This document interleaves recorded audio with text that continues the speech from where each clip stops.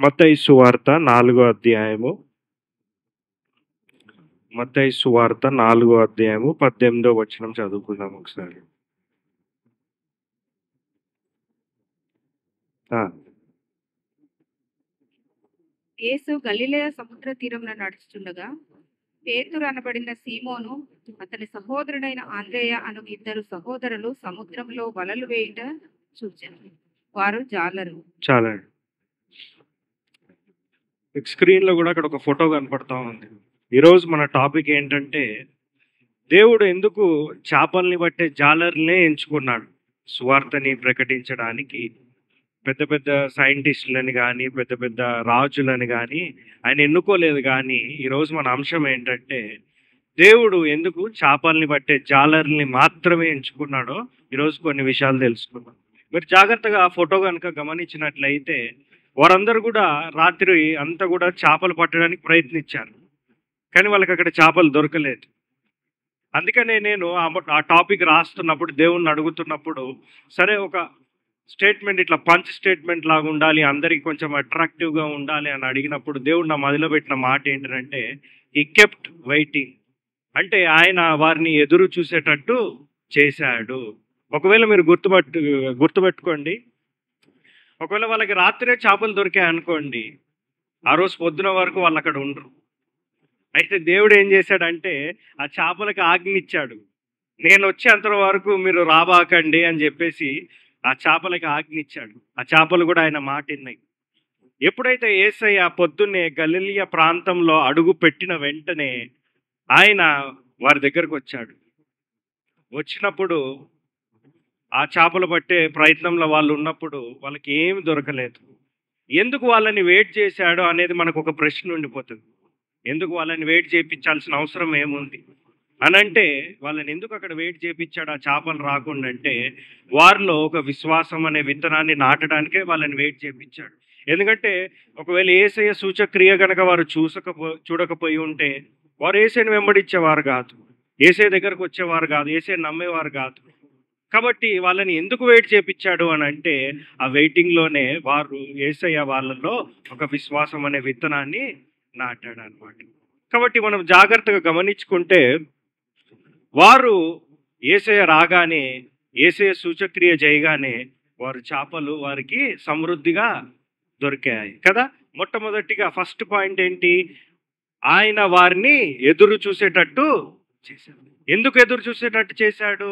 వారిలో విశ్వాసం అనే విత్తనాన్ని నాటడానికి. ఎప్పుడైతే విశ్వాసం అనే విత్తనము నాటాడో అప్పుడు ఆయన చేసిన సూచక్రియ చూడగానే వారికి కూడా నమ్మకం కలిగింది. యేసయ్య అద్భుత కార్యం చేశాడు అని వాళ్ళకి నమ్మకం కలిగింది. ఆ నమ్మకం కలిగిన వెంటనే వారు ఏం చేశారో చూద్దాం రండి. నెక్స్ట్ వచనం 19వ వచనం కూడా చదువుకుందాం. 18, 19, 20 ఈ 3 వచనాలు మరి ఒకసారి చదువుకుందాం. యేసు గలిలయ సముద్ర తీరమున నడుచుచుండగా పేతురు అనబడిన సీమోను అతని సహోదరుడైన ఆంద్రేయ అను ఇద్దరు సహోదరులు సముద్రంలో వల వేయుట చూచెను. వారు జాలరు. ఆయన, నా వెంబడి రండి, నేను మిమ్మల్ని మనుషులను పట్టు జాలరుగా చేతునని వారితో చెప్పాను. వెంటనే వారు తమ వలను విడిచిపెట్టి ఆయనను వెంబడించిరి. చాలండి. 20 వచనం మళ్ళీ ఒకసారి చదువుకుందాము. అందరం ఒకసారి చదువుకుందాం రండి. 20 వచనం ఒకసారి చదవండి. నేను మిమ్మల్ని మనుషులను పట్టు జాలరుగా చేతునని వారితో చెప్పాను. వెంటనే వారు తమ వలను విడిచిపెట్టి ఆయనను వెంబడించి. అక్కడ చూడండి జాగ్రత్తగా. వెంటనే వారు తమ వలల్ని విడిచి ఆయన వెంబడించారు. ఈ వెంటనే అనే మాట మనం గుర్తుపెట్టుకుందాం ఈరోజు రాత్రి. దేవుడు మనతో ఏం మాట్లాడుతున్నాడంటే అందరితోని, ఇప్పుడు యేసయ్య దగ్గరకి వాళ్ళు అక్కడ ఉన్నారు. యేసయ్య సూచక్రియ చూశారు. వారు ఏం చేశారు? అక్కడ ఆలస్యం అని రాస్తుందా? ఏమని రాస్తుంది అక్కడ? వెంటనే అని మాట రాస్తుంది. అంటే వాళ్ళు తీసుకున్న రెస్పాన్స్ ఎట్లుంది? దేవుడి దగ్గరకు వచ్చినప్పుడు, దేవుడు అడిగినప్పుడు ఆలస్యం చేశారా వాళ్ళు? వాళ్ళు వెంటనే, అంటే యేసయ్య వారిని అడిగారు, మీరు ఇప్పటి వరకు చేపలు పట్టారు, కానీ ఇప్పటి నుంచి మిమ్మల్ని నేను మనుషుల్ని పట్టే జాలర్లుగా చేస్తాను అని అనగానే వాళ్ళు ఏమన్నారు? ఇట్లేమన్నా అన్నారా? ఒకసారి మా ఇంటికి వెళ్ళి అడిగేసి వస్తాను యేసయ్య, లేకపోతే అక్కడ నేను కొన్ని డబ్బులు అక్కడ కట్టాలి, అవి చూసుకొని సెటిల్ చేసుకొని ఒక నెల తర్వాత వస్తాను, లేకపోతే మా పిల్లలు అప్పుడే పుట్టారు, ఇంట్లో ఒంటరిగా ఉన్నారు, వాళ్ళకి అడిగేసి వస్తాను అన్నారు. అక్కడ ఏమన్నా ఉందా? ఏమనుంది మాట? వెంటనే అంటే యేసయ్య దగ్గర నుంచి వాళ్ళు ఏదైనా పొందుకున్నప్పుడు, యేసయ్యని నమ్మినప్పుడు వారి రెస్పాన్స్ ఏముంది? నెక్స్ట్ స్టెప్ ఏముందంటే వెంటనే వారి వలల్ని విడిచి ఆయనని వెంబడించారంట. ఈరోజు మన జీవితంలో మనం కూడా ఆలోచించుకోవాలి. ఏంటంటే మనం కూడా శిష్యుల్లాగానే ఆ రోజు వాళ్ళు వెంటనే ఏ విధంగా అయితే రెస్పాన్స్ ఇచ్చారో మనం కూడా వెంటనే ఇస్తున్నామా? లేకపోతే మన జీవితంలో ఆలస్యం చేస్తున్నామా? ఖచ్చితంగా ఆలస్యం చేస్తాం మనం జీవితంలో దేవుడి దగ్గర, దేవుడికి సంబంధించిన విషయాలను. కానీ మనం ఆ రోజు కనుక శిష్యుల దగ్గర చూసుకున్నట్లయితే వారు వెంటనే వారి వలల్ని ఇట్లా పడేసేసిండ్రంట. నాకు వీటితో సంబంధం లేదు, ఇంకా నేను ఆయనని వెంబడించేస్తాను. ఎప్పుడైతే వారు ఆ నిర్ణయం తీసుకున్నారో వారు ఈ ప్రపంచాన్ని తలకిందలు చేసేసారు. వారి జీవితంలో ఒక గొప్ప విషయం ఏముందని అంటే, ఒక గొప్ప గుణం ఏమని ఉందంటే వారు వెంటనే వారు దేవుడికి లొంగిపోయారు. వారు వెంటనే దేవుణ్ణి వెంబడించారు. దేవుడు ఒక మనిషిని వాడుకోవాలంటేనండి ఆ వ్యక్తిలో గుణాన్ని బట్టి దేవుడు వాడుకుంటాడంట. ఆయన అనుభవాన్ని బట్టి కాదు కానీ, లేకపోతే ఆయన లెవెల్ని బట్టి కాదు కానీ, ఆయన స్టేటస్ బట్టి కాదు కానీ, దేవుడు ఒక వ్యక్తిని వాడుకోవాలంటే వారిలో ఉండే గుణాన్ని బట్టి వాడుకుంటాడంట. ఈ శిష్యుల్లో ఒక గొప్ప గుణాన్ని దేవుడు ఏం చూశాడంటే వారు వెంటనే దేవుణ్ణి, యేసయ్యని వెంబడించారు. ఈ రాత్రి మనం కూడా ప్రశ్నించుకోవాలి. మొట్టమొదటిగా ఏంటంటే మనము దేవుడికి సంబంధించిన విషయాలలో కానీ, దేవుడు దగ్గరికి మనం వెళ్తున్నప్పుడు, దేవుడు దగ్గర మాట ఇచ్చినప్పుడు కానీ మనము మన వెంటనే రెస్పాన్స్ ఇస్తున్నామా? లేకపోతే ఆలస్యం చేస్తున్నామా? ఒకవేళ ఆలస్యం చేసినట్లయితే ఈ రాత్రి మన మనసు మార్చుకోవాలి. ఎందుకంటే దేవుడు ఈ రాత్రి మనందరితో ఈ మాట మాట్లాడుతున్నాడు. ఏమని మాట్లాడుతున్నాడు అంటే, మీరు ఆలస్యం చేయబాకండ్రా బాబు. నా దగ్గరకు వచ్చినప్పుడు, నా దగ్గర ఉన్నప్పుడు మీరు ఏదైనా నాకు రెస్పాన్స్ ఇవ్వాలి అని అంటే మీరు వెంటనే అవి శిష్యుల్లాగా ఉండండి. నేను ఏ విధంగా అయితే వారిని వాడుకున్నానో మిమ్మల్ని కూడా వాడుకో. కాబట్టి దేవుడు ఒక వ్యక్తిని వాడుకోవాలంటే ఆ వ్యక్తిలో ఏముండాలండి? అనుభవమా? స్టేటసా? డబ్బా? ఏముండాలి ఆ వ్యక్తిలో అంటే గుణాన్ని బట్టి దేవుడు వాడుకుంటాడు. అనేక విధాలుగా వాడుకోవచ్చు. గుణాన్ని బట్టి ఎక్కడైనా వాడుకోవచ్చు ఆయన. కాబట్టి గుణం అనేది చాలా ప్రాముఖ్యమైనది. కాబట్టి ఈ రాత్రి మనం నేర్చుకోవాల్సింది ఏంటి? మొట్టమొదటిగా శిష్యులు ఏం చేశారు? ఆలస్యం చేశారా? వెంటనే చేశారా? వెంటనే. కాబట్టి మన జీవితంలో కూడా దేవుడి దగ్గరికి, దేవుడికి సంబంధించిన విషయాల్లో ఆలస్యంగా ఉండాలా? వెంటనే ఉండాలా? వెంటనే ఉండాలి. ఇంకో విషయం కూడా చూద్దాం రండి. రెండో పాయింట్ కనుక మనం చూసుకున్నట్లయితే దేవుడు ఎందుకు చేపల్ని బట్టి జాలర్లుగా ఎందుకు ఎంచుకున్నాడు? పెద్ద పెద్ద రాజులని కానీ, లేకపోతే పెద్దగా చదువుకున్న వారిని కానీ ఆయన ఎంచుకోలేదు కదా. మత్తయి సువార్త 28వ అధ్యాయంలో కనుక మనం చూసుకుంటే ఎవరిని వెళ్ళమన్నాడు? సువార్తకి ప్రకటించడానికి లోకానికి మొత్తం కూడా శిష్యుల్ని వెళ్ళమన్నాడు. ఆ శిష్యులు ఏంటండి? వారు ఏమన్నా పెద్ద క్వాలిఫైడ్ పర్సన్స్ వాళ్ళు కాదు కదా. కేవలము చాలా చిన్నవారు, కానీ చేపలు పట్టే జాలర్లు వారు. వాళ్ళని దేవుడు ఎంతో గొప్పగా వాడుకున్నాడు. రెండవదిగా దేవుడు ఎందుకు చేపల్ని పట్టే జాలర్లు ఎంచుకున్నాడంటే, ఇందాక నేను చెప్పాను కదా ఒక మాట ఏంటి? దేవుడు ఒక వ్యక్తిని వాడుకోవాలంటే వాళ్ళలో ఏముండాలి? గుణం ఉండాలి. గుణాన్ని బట్టి ఆయన వాడుకుంటాడు. ఒకవేళ మనలో గుణం లేదనుకోండి, యేసయ్యకి ఇష్టమైంది, దేవుడికి ఇష్టమైంది, ఆయన మనల్ని వాడుకోడు. మనం అంతే మిగిలిపోతాం, ఇంకా ఎవరికి పనికి రాకుండా. ఉదాహరణకు ఒక చెట్టు ఉంది అనుకోండి, ఆ చెట్టు కాయలు రావట్లేదు, కానీ పెద్దగా వృక్షం లాగా పెరిగింది. దానివల్ల ఏమన్నా లాభమా? ఎవరికైనా ఏం లాభం లేదు, కానీ అది అట్లా ఉండిపోయింది. మనం కూడా ఆలోచించుకోవాల్సింది ఏంటంటే మనము ఫలించే విధముగా ఉండాలి. అంటే ఇతరులకు ఉపయోగపడంగా ఉండాలి. ఎప్పుడు మనం ఉపయోగపడంగా ఉంటామంటే దేవుడు మనల్ని వాడుకున్నప్పుడే ఇతరులకు ఉపయోగపడతాం. దేవుడు మనల్ని ఎలా వాడుకుంటాడంటే మనలో గుణాన్ని చూసే వాడుకుంటాడు. రెండవదిగా మనం గుర్తు చేసుకోవాల్సింది ఏంటంటే ఈ గుణం విషయంలో వచ్చేసరికి మీరు జాగ్రత్తగా గమనించినట్లయితే కొన్ని ముఖ్య విషయాలు మీకు నేను నేర్పుతాను. మనం జాలర్లని కనుక జాగ్రత్తగా చూసుకున్నట్లయితే, ఇప్పుడు చూడండి, ఈ సముద్ర ప్రాంతంలో తీరంలో ఏమైనా వర్షం వస్తుంది అనుకోండి, మనం ఏమనుకుంటామంటే ఈ దూరదర్శన్కి లేకపోతే న్యూస్ ఛానల్కి వాళ్ళకి ముందుగా తెలిసిపోతే వాళ్ళు ముందే చెప్తారు, ప్రమాద హెచ్చరిక ఇస్తారు. కానీ మీరు జాగ్రత్తగా గమనిస్తే, నేను గమనించిన వాళ్ళ దగ్గర టెక్నాలజీతో వాళ్ళు చెప్తున్నారు, కానీ ఈ చేపలు పట్టే జాలర్లకు తెలిసిపోద్ది ఎప్పుడు తుఫాన్ వస్తుంది, ఎలా దాని నుంచి తప్పించుకోవాలి మనము, ఇవన్నీ కూడా ఈ జాలర్లకు తెలుస్తుంది. వాళ్ళ దగ్గర పెద్ద టెక్నాలజీ ఏం లేదు వాళ్ళ దగ్గర. ఏ శాటిలైట్ కమ్యూనికేషన్స్ కూడా వాళ్ళకి లేదు. కానీ వాళ్ళకి దేవుడిచ్చిన జ్ఞానం ఏంటంటే వాళ్ళ వృత్తిని బట్టి వాళ్ళు ఖచ్చితంగా దాన్ని అంచనా వేయగలుగుతారు. ఏంటి, తుఫాన్ ఎప్పుడొస్తుంది, మెరుపులు ఎప్పుడొస్తాయి, వర్షం ఎప్పుడు పడుతుంది, వర్షం ఎప్పుడు ఆగిపోతుంది అనే జ్ఞానము వారి వృత్తిని బట్టి వారికి తెలుస్తుంది ఖచ్చితంగా. అందుకనే దేవుడు మనం జాగ్రత్తగా గమనించుకున్నట్లయితే ఈ విషయాల్ని కూడా దేవుడు దాంట్లో చూశాడు. ఎవరిని చూశాడు? చేపలను బట్టి జాలర్ని ఆయన చూడటం జరిగింది. ఏంటి? వారిలో ఉండే తలాంతుల్ని బట్టి. మొట్టమొదటిగా గుణము, రెండవదిగా వారిలో ఉండే తలాంతుల్ని బట్టి. ఏంటి ఆ గుణము అనగానే మనము మొట్టమొదటిగా తెలుసుకుంది, వెంటనే వారు దేవునికి లోబడ్డారు, వెంటనే వారికి దేవుడికి వెంబడించారు. రెండవదిగా మనము జాగ్రత్తగా గమనించుకున్నట్లయితే వారికి ఉండే అంచనా కానీ, వారికి ఉండే తెలివితేటలు కానీ, వీటిని బట్టిని కూడా దేవుడు వారిని ఎన్నుకోవటం జరిగింది. ఇంకా విషయాలు కనుక మనం జాగ్రత్తగా చూసుకున్నట్లయితేనండి, నేను ఇందాక చెప్పాను కదా, వారి ఇల్లు గురించి ఆలోచించలేదు, లేకపోతే వారి కుటుంబం గురించి ఆలోచించలేదు, పిల్లల గురించి ఆలోచించలేదు. ఆ నిమిషం వారు ఏమనుకున్నారంటే ఎట్టి పరిస్థితుల్లో నేను దేవుడు వెంట వెళ్ళిపోవాలి. ఇప్పుడు సపోజ్ ఉదాహరణకి చర్చ్లో పనుంది రండి అని ఎవరికన్నా ఫోన్ చేసినాం అనుకోండి, ఆ వ్యక్తి మనకి ఏం చెప్తాడంటే, అన్న నాకు ఈ పని ఉంది, నాకు ఆ పని ఉంది, ఇంట్లో వాళ్ళని ఇక్కడికి తీసుకెళ్ళాలి. దేవుడి కార్యం వచ్చేసరికి మనం ఖచ్చితంగా ఏదో ఒక సాకులు చెప్పుకుంటా, ఎక్స్క్యూజెస్ చెప్పుకుంటా మనము ఖచ్చితంగా ఆలస్యమే చేస్తాం. కానీ ఈ చేపలు బట్టి జాలర్లు కనుక చూసుకున్నట్లయితే వారి జీవితాన్ని కూడా లెక్క చేయలేదు. నేనేం తినాలి, ఒకవేళ ఈయన వెంట వెళ్తే నాకు ఏం తిండి దొరుకుతుంది, నేను సంపాదించుకున్నంత బ్యాంక్ బ్యాలెన్స్లో ఉన్నంత ఏం కావాలి, అమ్మో నాకు కావాల్సింది నాకు దొరకదేమో, నా సుఖం నాకు దొరకదేమో, నా శరీరానికి సంబంధించింది, ఇవన్నీ వాళ్ళు ఆలోచించలేదండి. అప్పుడు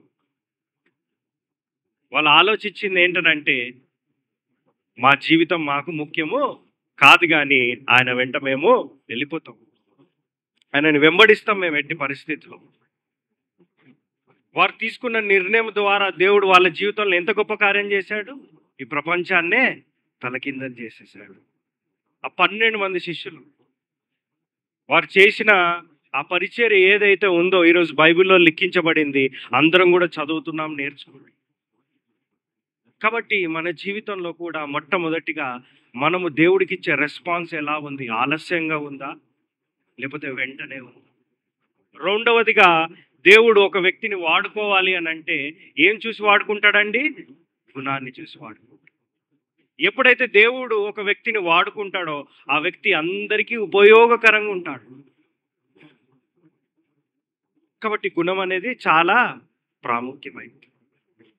దాంట్లోనే రెండో పాయింట్లోనే మనం ఏం చూసాము? గుణం తర్వాత వారిలో వేసే అంచనా కానీ, వారికి ఉండే తెలివితేటలు కానీ, ఇవన్నీ కూడా దేవుడికి ముందే తెలుసు. ఆయన ప్రతి మనిషిని సృష్టించినప్పుడు ప్రతి మనిషిలో ఒక టాలెంట్, ఒక తలాంతు పెట్టినప్పుడు ఆయనకు అన్నీ తెలుసు. ఎవరు ఏ వ్యక్తి ఎలా చేస్తాడు, ఎలా ఆలోచిస్తాడు, ఇవన్నీ తెలుసు. ఆయన సర్వజ్ఞాని, ఆయనకు అన్నీ తెలుసు. మొన్న నేను ప్రార్థన చేసుకునేటప్పుడు ఈ ప్రశ్న నా మదిలోకి వచ్చింది.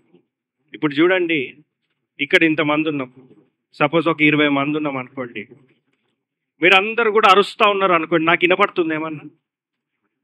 వినపడుతుందా నాకు మీరు మాట్లాడేది? మీరు ఊహించండి, ఈ సృష్టిలో ఎంతమంది ఉన్నారు? మొత్తం పాపులేషన్ వచ్చేసరికి కొన్ని కోట్ల మంది ఉన్నారు కదా.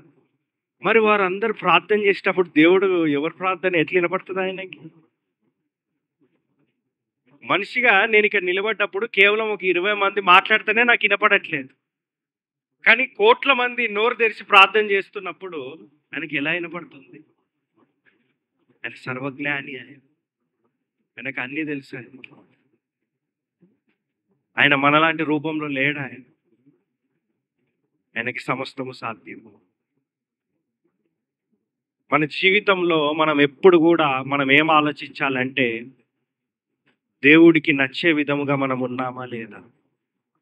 మనుషులకి నచ్చకపోయినా పర్వాలేదు, దేవుడికి నచ్చే విధంగా మనం ఉన్నామా లేదా?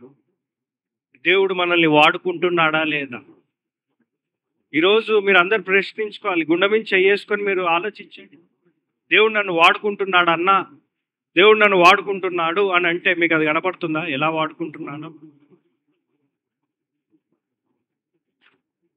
ప్రతిరోజు మన ఆలోచనలన్నీ కూడా ఈ లోకానికి సంబంధించినవి, కుటుంబానికి సంబంధించినవి, శరీరానికి కావాల్సినవి, తింటము, తాగటము, పడుకోవటము, వీటి గురించే మన పూర్తి ఆలోచన. ఇవన్నీ కూడా వారు పక్కన పెట్టేశారండి. ఎవరు? శిష్యులు. ఇవన్నీ ఆలోచించటం పక్కన పడేసి వాళ్ళు ఏం చేశారంటే వెంటనే ఆయనను వెంబడించారంట. దేవుడు ఆ గుణాన్ని బట్టి ఎంతో ఇంప్రెస్ అయిపోయాడు. అందుకనే వారి పేర్లు బైబిల్లో లిఖించబడ్డాయి. అందుకనే వారి ద్వారా ఈ లోకానికి సువార్త అనేది ప్రకటించబడింది. ఎంత గొప్ప భాగ్యం వాళ్ళకి. ఎవరండి వాళ్ళు? రాజులా? పెద్ద క్వాలిఫైడ్ పర్సన్లా? థియాలజన్సా వాళ్ళు? పెద్ద మెగా చర్చెస్ ఏమైనా ఉన్నాయా వాళ్ళకి? కేవలము చిన్నగా సముద్రంలో చేపలు పట్టే జాలరి. అసలు ఎవరు ఊహించలేదు. నాకు తెలిసి ఈ సద్దుకాయలు, ఫారసీసు, ఈ కపర్నంలో ఉండే వాళ్ళందరూ కూడా ఒకవేళ మెస్ అయ్యి వస్తే మమ్మల్నే వాడుకుంటాడు, ఎందుకంటే మేమే గొప్ప కదా ఇక్కడ అనుకున్నారేమో. కానీ వాళ్ళ ఆలోచనలన్నీ కూడా తలకిందలు చేసేసారు. అందుకనే వాళ్ళ కోపం, వీళ్ళేంటి నాకు చెప్పేది బోధ అని. కానీ వాళ్ళందరూ కూడా దేవుని యొక్క ప్రణాళికలో, దేవుని యొక్క చిత్తంలో. కాబట్టి రాత్రి మనం ఆలోచించుకోవాల్సింది ఏంటంటే దేవుడు నన్ను వాడుకోవాలి. దేవుడు మనల్ని వాడుకోవాలి అంటే మనలో ఏముండాలి? గుణం ఉండాలి. ఎప్పుడైతే దేవుడు మనల్ని వాడుకుంటాడో ఆ గుణాన్ని బట్టి మనం ఆలోచించినట్లయితే అందరికీ ఉపయోగకరంగా ఉంటాం. మూడో విషయం చూద్దాం రండి. గలతీయులు 5వ అధ్యాయము 22వ వచనం. గలతీయులు 5వ అధ్యాయము 22వ వచనం. అయితే ఆత్మఫలమేమనగా ప్రేమ, సంతోషము, సమాధానము, దీర్ఘశాంతము, దయాళుత్వము, మంచితనము, విశ్వాసము, సాత్వికము, ఆశా నిగ్రహము. చూడండి, ఈ ఆత్మ ఫలాలు కనుక మీరు జాగ్రత్తగా చూసుకున్నట్లయితే దాంట్లో ఒకటే మనం తీసుకుందాం. దయచేసి నా వైపు చూడండి. దాంట్లో ఒకటే ఒక ఫలాన్ని మనం తీసుకుందాం. పేషెన్స్, సెల్ఫ్ కంట్రోల్ గురించి తీసుకుందాం మనం ఆ ఫలములో. మీరు అందుకే చూడండి జాగ్రత్తగా. అప్పుడు చేపలు పట్టేటోళ్ళు కొంతమందిని చూడండి, వాళ్ళు పొద్దున్న వెళ్ళిపోతారు. ఒక కవర్ ఒకటి ఉంటుంది, ఇంకోటి ఒక కర్ర ఒకటి ఉంటుంది. పొద్దున్న కూర్చున్నారంటే వాళ్ళు చేపలు పడేంత వరకు అంతే కూర్చుంటారు. అది రాత్రి అవని, సాయంత్రం అవని, ఎన్ని గంటలైనా సరే తిండి మానేసేసి పైన ఎండ కొడుతున్నా సరే వారు అట్లనే కూర్చుంటారు ఇది పట్టుకొని.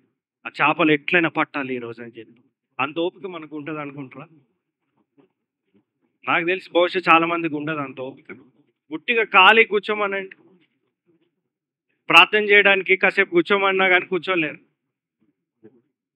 కానీ అదే బండి మీద మనం తిరగడానికి, లేకపోతే షాపింగ్ మాల్లో తిరగడానికి మనకి ఇంకా మంచి ఎక్సైట్మెంట్, ఎంజాయ్మెంట్ వస్తుంది. అక్కడ ఒక 40 మినిట్స్ స్పెండ్ చేస్తాం ఆ షాపింగ్ మాల్లో తిరగడానికి.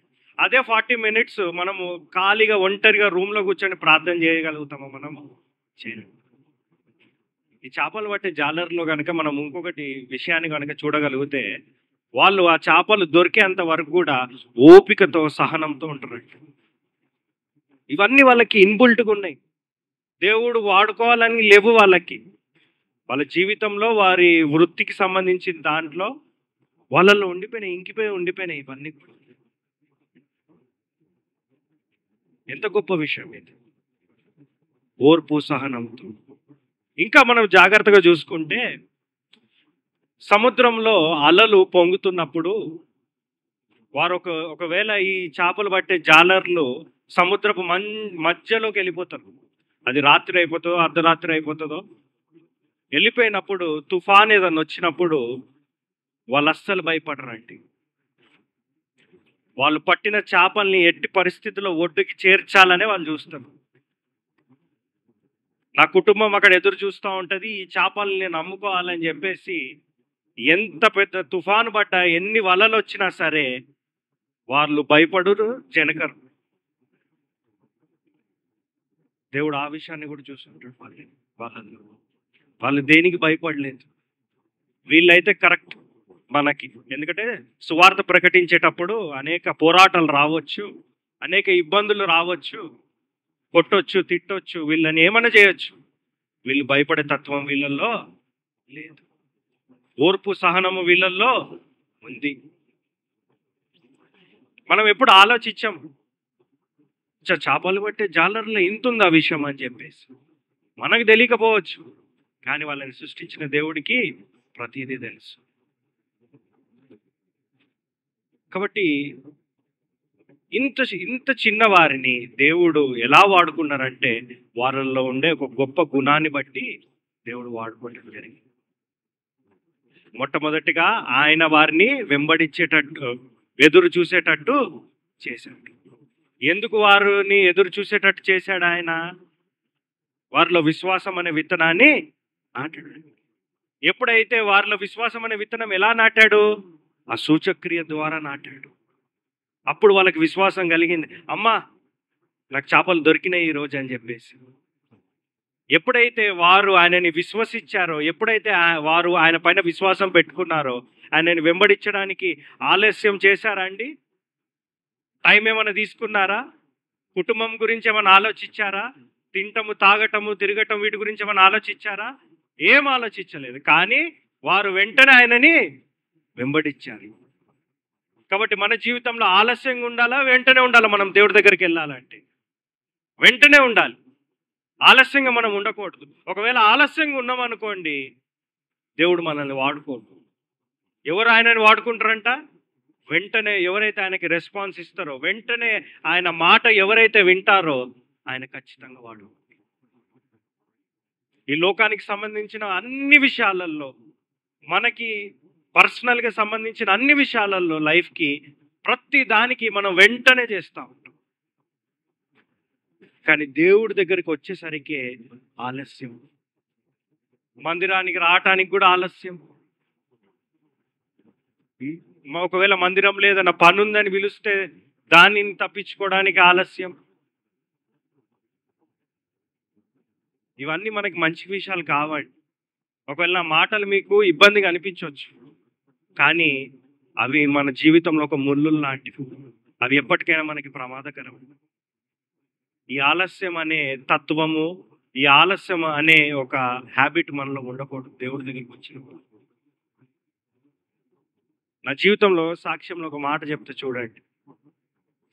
2018లో అబ్రాడ్లో జాబ్ చేసేటప్పుడు నేను రిజైన్ చేసేస్తా అంటే నా మేనేజర్ ఒప్పుకోవట్లేదు. ఆ సమయంలో లేదు, ఖచ్చితంగా నువ్వు ఉండాలని చెప్తున్నాడు. నాకు అప్పుడు కౌంటర్ ఆఫర్ ఇచ్చిండు, నీకు ఇంకా పెంచాలా శాలరీ చెప్పు, నేను పెంచుతా అంటున్నాను. దేవుడి దేవాల అప్పుడే నేను మంచి శాలరీ సంపాదిస్తున్నా. నాకు ఇప్పటి వరకు రిలీవింగ్ లెటర్ ఇవ్వలేదు వాళ్ళు. ఎందుకంటే నేను ఇండియాకి వచ్చేసి నా సివిల్ ఐడి ఉన్ను దాని తర్వాత నా కంపెనీ ఐడి, ల్యాప్టాప్ ఇక్కడి నుంచి పంపించేసిన. నేను రావట్లేదు, నాకు మెడికల్ రీజన్ ఉందని చెప్పేసి. ఇప్పటి వరకు నాకు రిలీవింగ్ లెటర్ ఇవ్వలేదు. ఆ సమయంలో, ఆ రోజు నేను ఆ సమయంలో లక్షలు సంపాదించుకోవచ్చు. ఈరోజు నాకు తెలిసి 5-6 సంవత్సరాలు కాబట్టి కొన్ని కోట్లు ఈరోజు నా బ్యాంక్ బ్యాలెన్స్లో ఉండొచ్చు. మా ఇంట్లో వారు కూడా వ్యతిరేకంగా అయిపోయారు. మా తమ్ముడు కూడా, ఇప్పుడే మనం పైకి వస్తున్నాం కదా, నువ్వు ఎందుకు మళ్ళీ ఇట్లాంటి డిసిజన్ తీసుకుంటున్నావు, ఆలోచించి నువ్వు తీసుకోకని అందరు తిట్టినా. కానీ ఆ సమయంలో నాకేం గుర్తుకొచ్చిందంటే, దేవుడా డబ్బులు, ఈ రెండే వచ్చినాయి అంతే.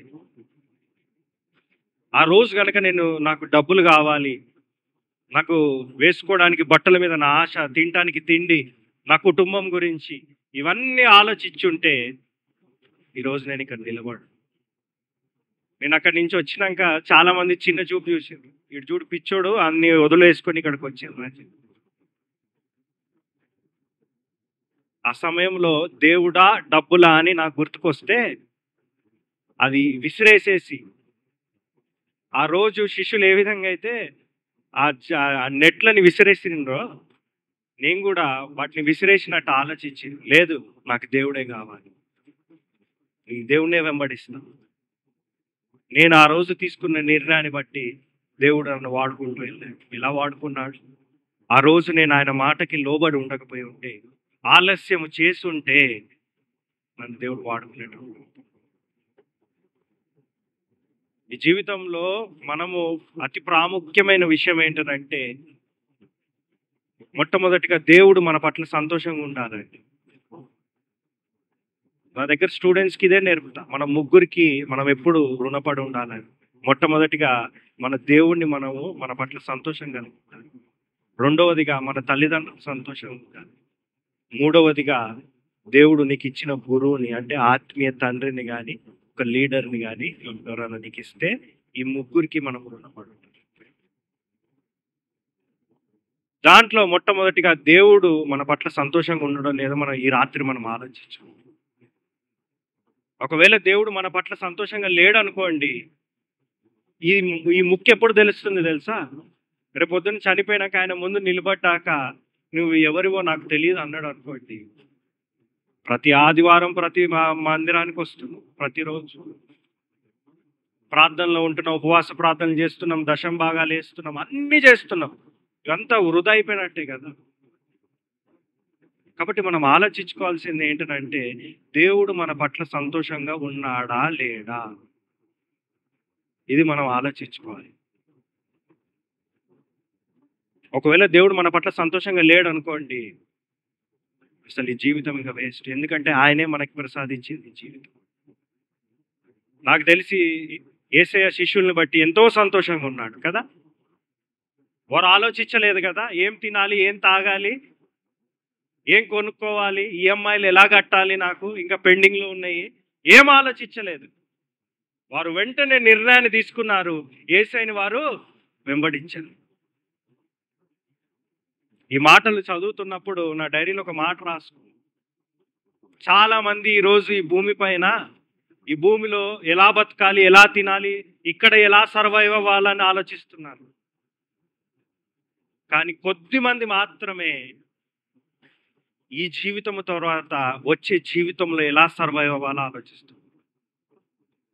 వారి యొక్క ఆలోచన విధానం చాలా డిఫరెంట్.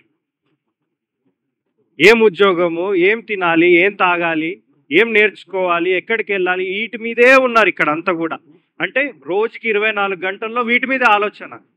కానీ కొద్ది మంది మాత్రమే ఈ జీవితం తర్వాత, ఈ మరణం తర్వాత వచ్చే జీవితంలో, వచ్చే లోకంలో ఎలా మనం సర్వైవ్ అవ్వాలి, అక్కడికి ఎలా చేరుకోవాలి అని కొద్ది మంది మాత్రమే ఆలోచిస్తున్నారు. ఆ కొద్ది మందిలో ఈ శిష్యులు ఉన్నారు. వాళ్ళు ఇక్కడ గురించి ఆలోచించలేదు. ఇక్కడ పోతే పోని మాకేం అవసరం లేదు, కానీ ఈ జీవితం తర్వాత, ఈ మరణం తర్వాత వచ్చే లోకములో మేము ప్రవేశించాలి. అక్కడ మాకు ఇల్లు కావాలి, అక్కడ మాకు బట్టలు కావాలి, అక్కడ మాకు ఉండడానికి స్థలం కావాలి. అందుకే మేము ఏం చేసామంటే, ఇక్కడ గురించి మేము ఆలోచించలేదు, కానీ ఆయనని వెంటనే మేము వెంబడించాము. ఆలస్యం చేయలేదు వారి జీవితంలో. కాబట్టి మనం కూడా ఎప్పుడు ఆలస్యం చేయొద్దు. ఆలస్యం కనుక చేసినట్లయితే అది పాడైపోతుంది. చూడండి, ఇప్పుడు ఆహారం ఉంది, ఏదో తిండికి సంబంధించింది. సపోజ్ మన ఇంట్లో పెరుగుంది అనుకోండి, 2 వారాలు అట్లనే పెట్టి 2 వారాల తర్వాత తినగలుగుతామా దాన్ని? ఏమైపోద్దండి? పాడైపోద్ది. మన జీవితం కూడా ఆలస్యం అయింది అనుకోండి, దేవుడు వాడుకోవడానికి పనికిరాదు. ఈ విషయాన్ని గమనించుకోవాలి. కాబట్టి శిష్యుల వలె మనము వెంటనే దేవుడికి మనము రెస్పాన్స్ ఇవ్వాలి. ఒకవేళ దేవుడు ఎవరి ద్వారానో నీ దగ్గరకు వచ్చి మాట్లాడుతున్నప్పుడు, ఆయన పని గురించి, ఆయన రాజ్యం గురించి వెంటనే మనం రెస్పాన్స్ ఇవ్వాలి. ఎప్పుడు కూడా ఆలస్యం చేయాలి. ఇంకో విషయం చూద్దాం రండి. మత్తయి సువార్త 16వ అధ్యాయం 24వ వచనం. మత్తయి సువార్త 16వ అధ్యాయం 24వ వచనం. అప్పుడు యేసు తన శిష్యులను చూసి, ఎవడైనను నన్ను వెంబడింప కోరిన ఎడల తను తాను ఉపేక్షించుకొని తన సిలువను ఎత్తుకొని నన్ను వెంబడింపవలెను. తన ప్రాణమును రక్షించుకొని కోరువాడు దానిని పోగొట్టుకొను, నా నిమిత్తము తన ప్రాణమును పోగొట్టుకున్నవాడు దానిని దక్కించుకొను. ఒక మనుష్యుడు లోకమంతయు సంపాదించుకొని తన ప్రాణమును పోగొట్టుకుంటే అతనికి ఏమి ప్రయోజనము? చాలండి. మళ్ళీ ఒకసారి చదువుదామండి. అక్కడి నుంచే మళ్ళీ ఇప్పటి వరకు చదవండి. అప్పుడు అప్పుడు యేసు తన శిష్యులను చూసి, ఎవడైనను నన్ను వెంబడింపగోరిన ఎడల తన్ను తాను ఉపేక్షించుకొని తన సిలువను ఎత్తుకొని నన్ను వెంబడింపవలెను. తన ప్రాణమును రక్షింపకొనగోరువాడు దానిని పోగొట్టుకొను. నా నిమిత్తము తన ప్రాణమును పోగొట్టుకొనువాడు దానిని దక్కించుకొను. ఒక మనుష్యుడు లోకమంతయు సంపాదించుకొని తన ప్రాణమును పోగొట్టుకుంటే అతనికి ఏమి ప్రయోజనము? ఆ, చూడండి నా వైపు ఒకసారి అందరు. ఈ లోకమంతా సంపాదించుకొని తన ప్రాణాన్ని పోగొట్టుకుంటే ఏం లాభకరం? కరోనాలో కనుక మనం చూసుకున్నట్లయితే యూరప్ దేశంలో చాలా మంది బిజినెస్ మ్యాన్లు ఉంటారు. యూరప్ ఖండంలో ఈ బిజినెస్ కి సంబంధించిన వాళ్ళు చాలా మంది అక్కడే ఉంటారు. ఈ పాశ్చాత్య దేశాలలో అతి ప్రాముఖ్యంగా యూరోప్ ఖండంలో ఎక్కువ ఉంటారు. వాళ్ళ దగ్గర చాలా ధనం ఉంది, బిలియన్స్ ఆఫ్ డాలర్స్ ఉన్నాయి వాళ్ళ దగ్గర, మంచి స్పోర్ట్స్ కార్లు ఉన్నాయి, అన్నీ ఉన్నాయి వాళ్ళ దగ్గర. ఈ కరోనా సమయంలో ఆ వ్యక్తికి కరోనా వచ్చేసింది. ఆ వ్యక్తి చనిపోయే ముందు అనుకున్నాడంట, ఈ లోకంలో నేను అన్ని సంపాదించుకున్నాను, కానీ ఒక్కటి మాత్రం నాకు ఇప్పుడు తెలియట్లేదు అని చెప్పి వాళ్ళ ఫ్రెండ్తో మాట్లాడుతున్నాడు. ఏమని అంటే, నేను ఎక్కడికి వెళ్తానో నాకు తెలియదు, ఈ లోకానికి సంబంధించినవన్నీ సంపాదించుకున్నాను, కానీ నేను ఇప్పుడు ఎక్కడికి వెళ్తానో నాకు తెలియదు. అవన్నీ తీసుకెళ్ళాడు అండి ఏమన్నా అక్కడికి? ఇక్కడే ఉండిపోయినాయి అవి, వాటిని తీసుకెళ్ళలేము మనం. కాబట్టి దేవుడు ఏమంటున్నాడంటే, నువ్వు అన్ని సంపాదించుకుంటున్నావు, కానీ విలువైంది, ముఖ్యమైంది నువ్వు పోగొట్టుకుంటావు ఒకవేళ దాని వెనుక నువ్వు ఉరికినట్లయితే. ఆనాడు శిష్యులు ఉరకలేదండి. వారు దేని వైపు వారి పరుగులు ఉన్నాయి, దేని వైపు వారి ఆలోచనలు ఉన్నాయంటే, ఈ జీవితము తర్వాత, ఈ మరణం తర్వాత వచ్చే లోకము, వచ్చే జీవితము, నిత్య జీవం గురించి వారు ఆలోచించారు. దాన్ని సంపాదించుకోవాలనుకున్నారు వాళ్ళు. ఉదాహరణకి మీ దగ్గర ఒక 10 లక్షలు ఉన్నాయనుకోండి, ఇక్కడ ఒక భూమి కొనుక్కోగలుగుతారు. అదే 10 లక్షలతో మీరు నిత్య జీవం కొనుక్కోగలుగుతారా? లేకపోతే పాస్టర్ రిఫరెన్స్ సర్టిఫికేట్ మనం పెట్టుకుంటే, అయ్యా నాకు ఇది దేవుడికి వెళ్ళి చూపెడితే ఇస్తాడా ఆయన నిత్య జీవం మనకి? ఈ లోకానికి సంబంధించినవి ఇక్కడే అవి ఒక రోజు మొత్తం కూడా అయిపోతాయి, భూస్థాపితం అయిపోతుంది మొత్తం. ఏవైతే మనకి కంటికి కనపడట్లేదో, చెవికి వినపడట్లేదో, ఇవన్నీ కూడా ఒక రోజు మనం చూడబోతున్నాం, వినబోతున్నాం. అవన్నీ దేవుడు మనకి దయచేయబోతున్నాడు. ఆనాడు శిష్యులు ఈ విధంగా ఆలోచించలేదు. అందుకని ఈ వాక్యంలో కనుక మనం ముందు చూసుకున్నట్లయితే, యేసుని వెంబడించేవారు వారి సిలువను ఎత్తుకోవాలంటే ఆయన ఏం కండిషన్ పెట్టాడంటే అక్కడ? ఒకసారి ఆ వాక్యం చదువుదాం రండి. 16వ అధ్యాయం 24వ వచనం. అప్పుడు యేసు తన శిష్యులను చూసి, ఎవడైనను నన్ను వెంబడింపగోరిన ఎడల తన్ను తాను ఉపేక్షించుకొని తన సిలువను ఎత్తుకొని నన్ను వెంబడింపవలెను. చాలండి. ఇటు చూడండి, సిలువ. ఈ సిలువ దేనికి సాదృశ్యం? ఇది ఈ సిలువ గురించి ఆలోచిస్తున్నప్పుడు ఒక 2 years బ్యాక్ ఏదో మాట్లాడుతున్నప్పుడు, ఇంతకు ముందు అది ఏమైపోయిందంటే ఫ్యాషన్ కోసం వేసుకున్నట్టు, క్రిస్టియన్స్ కాదు, వేరే పాశ్చాత్య దేశాలలో కానీ ఇంకా వేరే దేశాలలో కానీ ఈ టాటూస్ వేసుకోవటం కానీ లేకపోతే చైన్స్ వేసుకోవటం కానీ, అంటే ఇప్పుడు ఏమైపోయిందంటే అది కేవలం క్రిస్టియన్స్ వేసుకుంటున్నారు తెలిసి వచ్చినాక. అంటే ఫ్యాషన్ బికేమ్ టు ప్యాషన్ ఇప్పుడు. కానీ దేవుడు ఆ సిలువ గురించి మాట్లాడట్లేదు, ఈ టాటిల్ గురించి, పచ్చబొట్ల గురించి. ఈ సిలువ కాదు. ఆయన ఏం మాట్లాడుతున్నాడంటే, ఈ సిలువ దేనికి సాదృశ్యం అంటే, పాత రోజుల్లో, ఆ రోజుల్లో అది ఒక పనిష్మెంట్కి సాదృశ్యం, అంటే శిక్షకి సాదృశ్యం. Is not talking about iron are steel. ఆ మెటీరియల్ గురించి ఆయన మాట్లాడట్లేదు ఇక్కడ. దేనికి సాదృశ్యం అంటే, ఒక వ్యక్తి తప్పు చేస్తే ఆ వ్యక్తి దాని మీద ఎలాడదీస్తారు. ఆయన ఏమంటున్నాడంటే, నా సిలువని మీరు ఎత్తుకోవాలి అని అంటే ఫస్ట్ కండిషన్ ఏం పెట్టిండ్రు? నిన్ను నువ్వు ఉపేక్షించు. You have to deny your self. ఎవరంట ఉపేక్షించుకోవాలి వారిని వారు? యేసుని వెంబడించే వారని ఉందా, ఇంకేమన్నా ఉందా అండి? యేసుని వెంబడించే వారిలో ఏముండాలి అని దేవుడు కండిషన్ పెట్టాడు? నిన్ను నువ్వు ఉపేక్షించుకోవాలి. You have to deny your self. Easy కదా ఇది చేసుకోవటం? చాలా కష్టం, చాలా కష్టం ఇది. ఇది చదవడానికి చిన్న మాట అయి ఉండొచ్చు, కానీ ఇది మన జీవితంలోకి అప్లై చేస్తే కంట్లోంచి నీళ్ళు కాదు రక్తం గారుతుంది. అంత కష్టం ఇది. దేవుడు అంటాడు, నువ్వు అటువైపు వెళ్ళొద్దు, అదేమో నీ శరీరానికి హాయిగా సుఖంగా ఉంటుంది, దాన్ని వదిలేసి వచ్చాను. నొప్పి, బాధ, మంట, మూడ్ ఆఫ్ అయిపోతాం, స్ట్రెస్ అయిపోతుంది, డిప్రెషన్లోకి వెళ్ళిపోతాం.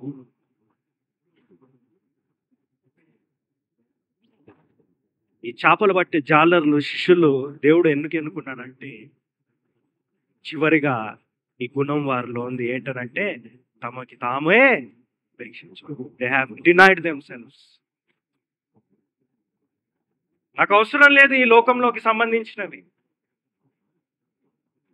నేనేం తినాలి, నా కుటుంబానికి ఏం పెట్టాలి, నా కుటుంబానికి దూరంగా వెళ్ళిపోతున్నాను, మళ్ళీ ఎప్పుడు వస్తానో తెలియదు, నాకు కావాల్సినవి కొనుక్కోలేను, ఇవన్నీ ఆలోచించలేదండి.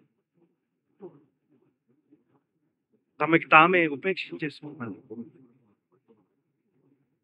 ఒక పువ్వుల బాట కాస్త వారి బాట ఎలా అయిపోయిందంటే ముళ్ళ బాటగా తయారైపోయింది. ముళ్ళ బాటగా తయారైపోయింది.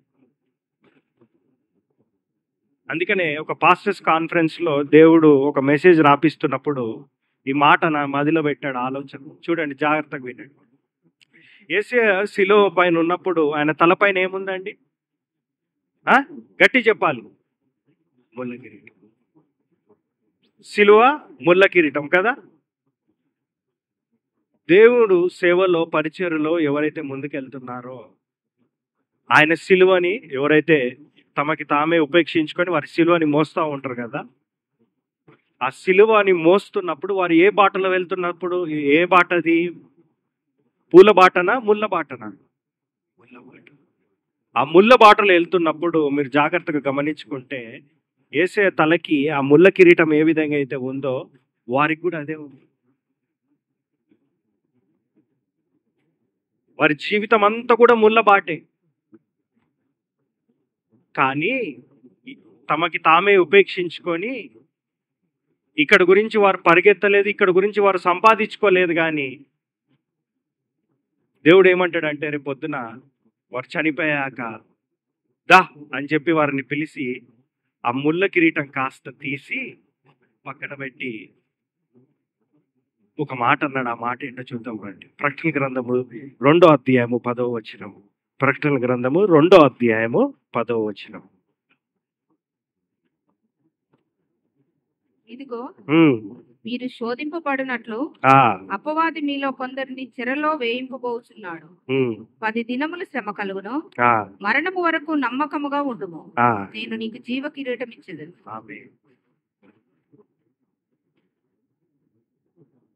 ఎవరైతే శిష్యుల్లాగా దేవుని పరిచర్యలో, దేవుడు పనిలో, ఆయన రాజ్యాన్ని కట్టే పనిలో ఎవరైతే ఆ ముళ్ళ బాటలో నడుస్తున్నారో వారు చనిపోయాకంట ఈ లోకంలో ఏది సంపాదించుకోలేదు.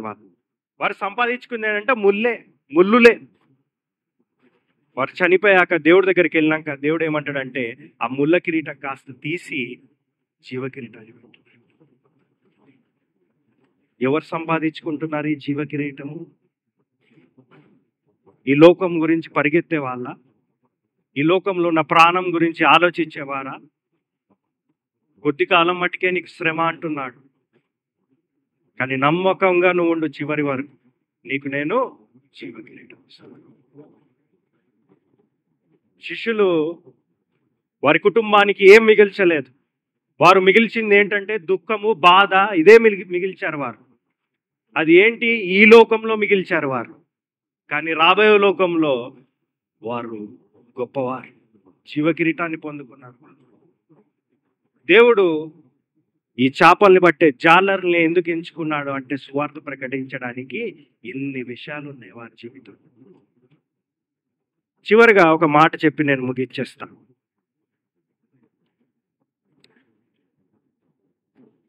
ఈ భారతదేశానికి ఒడిశా ప్రాంతానికి ఒక మిషనరీ వచ్చాడు. మీకు అక్కడ స్క్రీన్లో కనపడతా ఉంటుంది, గ్రహం స్టెయిన్స్ అని. ఆ ప్రాంతానికి నేను వెళ్ళాను. అంటే నేను అక్కడికి వెళ్ళాలని వెళ్ళలేదు, అక్కడికి నేను తెలియకుండా అక్కడికి వెళ్ళిపోయాను. నాకు అసలు ఈ విషయం కూడా తెలియదు. ఇవన్నీ కూడా అక్కడికి వెళ్ళినాక ఆ పాస్టర్ నాకు చెప్తూ ఉన్నాడు, ఈయన ఒక ఆస్ట్రేలియన్ కంట్రీ నుంచి ఒక మిషనరీ అన్నమాట. ఇండియాలో ఒడిశా ప్రాంతానికి వచ్చాడు. దేవుడు పంపిస్తే సేవ చేయడానికి వచ్చాడు. ఈయన ఎక్కడ సేవ చేశాడంటే ఈ కుష్ఠ వ్యాధి, లెప్రసీ వ్యాధి ఉంటుంది కదా, వాళ్ళ దగ్గర సేవ చేశాడు ఈయన. ఆ ప్రాంతంలో చాలా మంది అన్యులు, దేవుని తెలియని ప్రజలు ఎంతో మంది ఉన్నారు. ఎక్కడి నుంచి వచ్చాడంటండి? ఆస్ట్రేలియా. మంచి దేశం, హాయిగా సుఖంగా ఉండొచ్చు కదా అక్కడ. మన దగ్గర ఉన్నట్టు తలనొప్పులు అక్కడ ఏమి ఉండవు.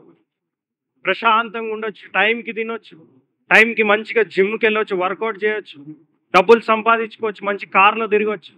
అవన్నీ వదిలేసి ఎక్కడికి వచ్చాడంటే ఈయన భారతదేశంలో ఒక మారుమూల ప్రాంతానికి, అడవిలో దేవుడు పంపిస్తే వచ్చాడు. అది కూడా వచ్చి ఏం చేశాడు? కుష్టి వ్యాధి ఎవరికైతే ఉందో వారి దగ్గరికి వెళ్ళి అవన్నీ కూడా చేయాల్సిన పనులని చేశాడు. దేవుని యొక్క సువార్తని ప్రకటిస్తూ ఉన్నాడు. ఇలా చేస్తూ ఉంటే ఆయనకి సంబంధించిన 2 బిడ్డల్ని వాళ్ళ కారులో ఉన్నప్పుడు పెట్రోల్ పోసి తగలబెట్టేసారు. దేనికి చచ్చిపోయారు వీళ్ళు? దేనికోసం చనిపోయారు? ఎవరి కోసం చనిపోయారు?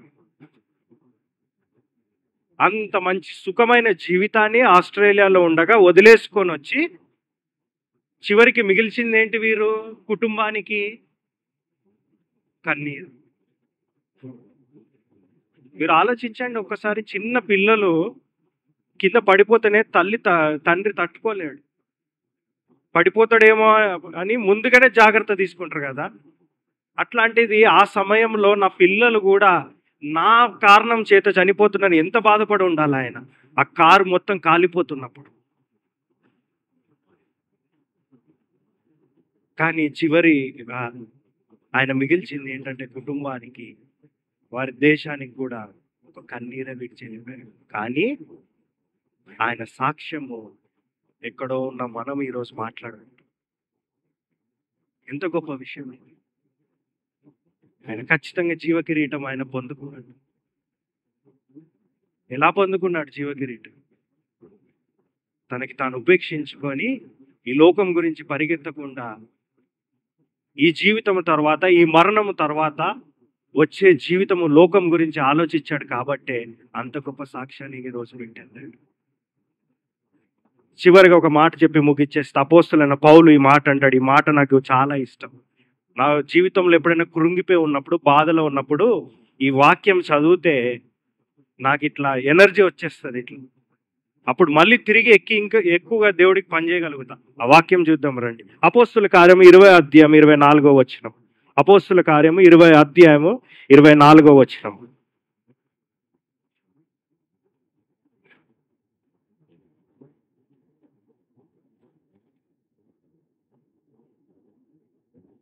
అయితే దేవుని కృపా సువార్తను గూర్చి సాక్ష్యమిచ్చుటయందు నా పరుగు నేను ప్రభు అయిన యేసు వలన పొందిన పరిచర్యను తుదముట్టిపోవలనని నా ప్రాణము నాకెంత మాత్రము ప్రియమైనదిగా ఎంచుకొనటలేదు. ఇదిగో దేవుని రాజ్యంను గూర్చి ప్రకటించుచు నేను మీ మధ్యను సంచరించుచుంటిని. చాలండి. ఏమంటున్నాడు ఆయన? నా ప్రాణము ఎంత మాత్రము నాకు ప్రియమైనది కాదు, నా పరుగు నేను ఆపను అంటున్నాడు. ఆయన ఆలోచించట్లేదు. బహుశా గ్రహం స్టెయిన్స్ కూడా ఈయన కూడా అదే ఆలోచించాడేమో.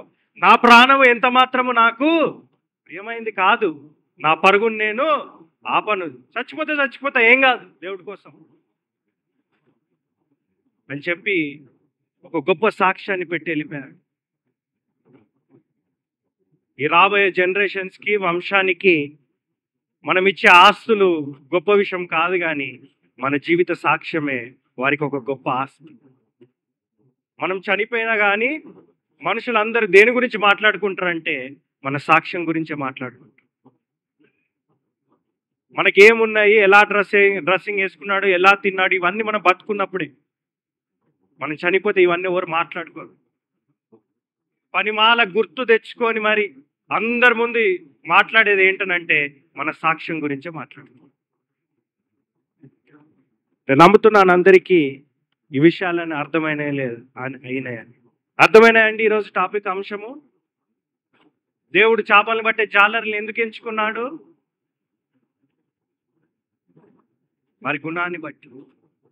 మొట్టమొదటిగా మనం ఏం నేర్చుకున్నాము? ఆయన వారిని ఎదురు చూసేటట్టు చేశాడు. ఎందుకు చేశాడు ఎదురు చూసేటట్టు? వారిలో విశ్వాసం అనే విత్తనాన్ని నాటడానికి.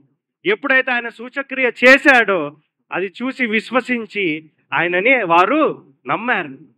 నమ్మినప్పుడు ఆయన ఏమన్నాడంటే, మీరు ఇప్పుడు చేపలు పట్టేవారు కాదు, కానీ మనుషుల్ని బట్టే జాలర్లుగా మిమ్మల్ని చేస్తాను. అది అన్నప్పుడు, నన్ను వెంబడించండి అన్నప్పుడు వారు ఆలస్యం చేశారా? కుటుంబాన్ని గురించి ఆలోచించారా? వారు ఆలోచించలేదు. ఏమన్నారు వారు? వెంటనే వారి వలల్ని పడేసి ఆయనని వెంబడించారు. దేవుడు ఒక వ్యక్తిని వాడుకోవాలంటే వారిలో ఏముండాలండి? గుణం ఉండాలి. ఆ గుణాన్ని బట్టే దేవుడు వాడుకుంటాడు. ఏ వ్యక్తినైతే దేవుడు వాడుకుంటాడో ఆ వ్యక్తి అందరికీ ఉపయోగకరంగా ఉంటాడు. కాబట్టి ఈ రాత్రి మనం ఏం ప్రశ్నించుకోవాలంటే, దేవుడు మనల్ని వాడుకుంటున్నాడా లేడా? దేవుడు మన పట్ల సంతోషంగా ఉన్నాడా లేడా? ఈ లోకంలో మనం ముగ్గురికి సంతోష పెట్టాలి. మొట్టమొదటిగా దేవుడికి, రెండవదిగా తల్లిదండ్రులకి, మూడవదిగా మన ఆత్మీయ గురువులకి, మన స్పిరిచువల్ లీడర్స్కి. ఈ ముగ్గురిని మనం లెక్కప్ప చెప్పాలి, సంతోష పెట్టాలి. వారిలో గుణాన్ని చూశాడు దేవుడు. వారు దేనికి భయపడలేదు. సముద్రంలో పెద్ద పెద్ద తుఫాన్లు వచ్చినా, అలలు వచ్చినా సరే వారు అస్సలు భయపడరు. వారికి ఎంత టాలెంట్ అంటే, ఈ దూరదర్శన్లు, టీవీ ఛానళ్ళు దగ్గర ఉన్న టెక్నాలజీ లేకపోయినా వారు అంచనా వేయగలుగుతారు ప్రమాదం ఎప్పుడు వస్తుంది, దాని నుంచి మనం ఎలా తప్పించుకోవాలి. ఇవన్నీ వారు ఆలోచించారు. ఇవన్నీ తలాంతులు వారిలో ఉన్నాయి. కాబట్టి దేవుడు వాళ్ళని ఎన్నుకున్నాడు. పెద్ద పెద్ద రాజుల్ని ఎన్నుకోలేదు, పెద్ద పెద్ద సైనికులను ఆయన ఎన్నుకోలేదు. కానీ దేవుడు తన రాజ్య సువార్తని ప్రకటించడానికి ఎవరిని ఎన్నుకున్నాడంటే, చాలా చిన్న వారిని, చేపల్ని పట్టే జాలర్ని ఆయన ఎంచుకున్నాడు.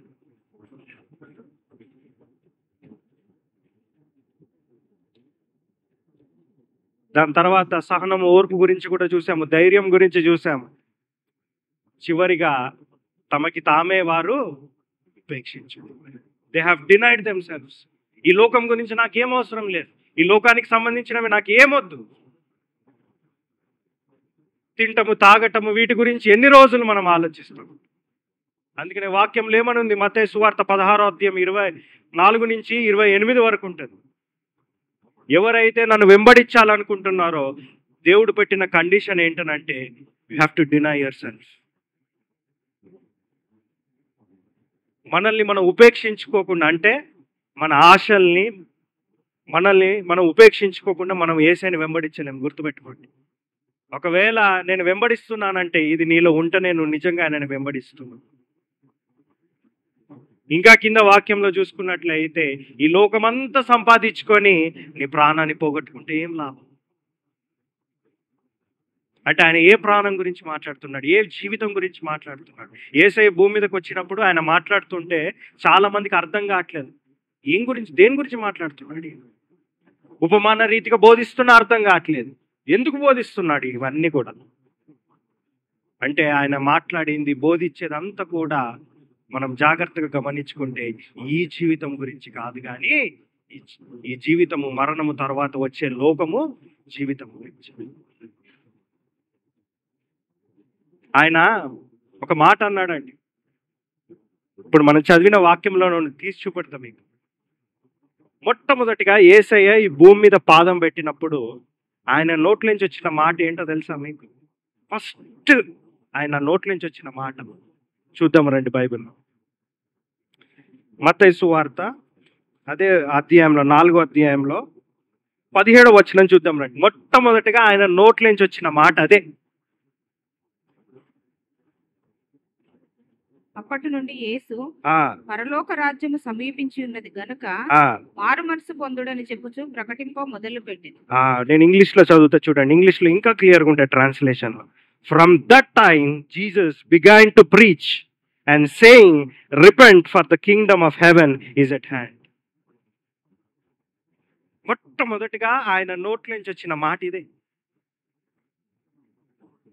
పశ్చాత్తాపము పడండి, దేవుని యొక్క రాజ్యము సమయము సమీపించుచున్నది. శిష్యులు ఆయనని వెంబడించారు అని అంటే తమకి తామే ఉపేక్షించుకున్నారు. ఈ గ్రహం స్టేన్స్ గురించి మనం విన్నాము. చిన్న పిల్లల్ని చనిపోతున్నా సరే ఏం చేయలేని పరిస్థితిలో ఉన్నాడు ఆయన. సుఖమైన జీవితాన్ని, అతను పుట్టిన దేశాన్ని వదులుకొని ఎక్కడో మారుమూల ప్రాంతానికి వచ్చి కుటుంబానికి చివరిగా మిగిల్చింది ఏంటంటే కన్నీరు, బాధ. ఒక ముళ్ళ బాటను ఎంచుకున్నాడు ఆయన. కానీ ఆయన చనిపోయిన తర్వాత ఆయన సాక్ష్యం ఈ లోకమంతా మాట్లాడుకుంటున్నారు. పరలోక రాజ్యంలో రేపు పొద్దున మనం అందరం కూడా అక్కడికి వెళ్ళినప్పుడు దేవుడు ఏం చేస్తాడంటే ఈ ముళ్ళ కిరీటం కాస్త తీసి జీవ కిరీటం. ఈ మాటలు విన్నాక నాకు తెలిసి చాలా మందికి అర్థమవుతుంది, ముళ్ళ కిరీటం మనకు ఉంటే బాగుంది, ఎందుకు అక్కడ జీవ కిరీటం మనము పొందుకోవాలి. దేవుడు ఈ చిన్ని మాటని దీవించును గాక. ఆమేన్.